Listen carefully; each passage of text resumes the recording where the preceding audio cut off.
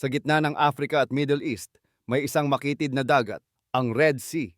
Ito ang nagdudugtong sa Asia, Africa at Europe at sa dulo nito, ang Suez Canal, ang shortcut na ginagamit ng buong mundo.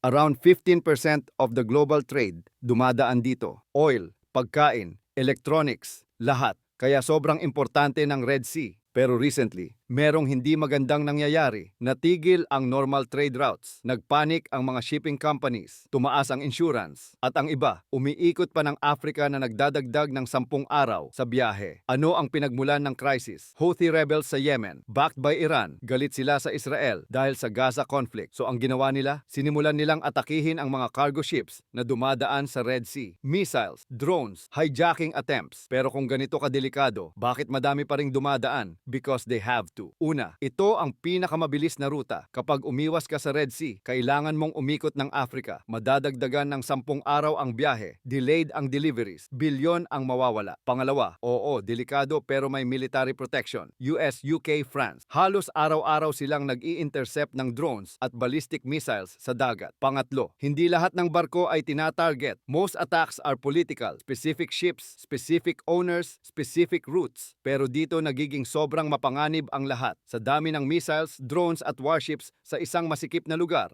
isang maling tama lang sa maling barko, maling bansa o maling military ship pwedeng maging trigger ng mas malaking conflict. Pwedeng madamay ang US, pwedeng sumagot ang Iran, pwedeng kumalat sa Middle East. At yan ang dahilan kung bakit sinasabi ng iba na ang Red Sea ang next possible spark ng World War III. A single strait, a single mistake, and the whole world changes.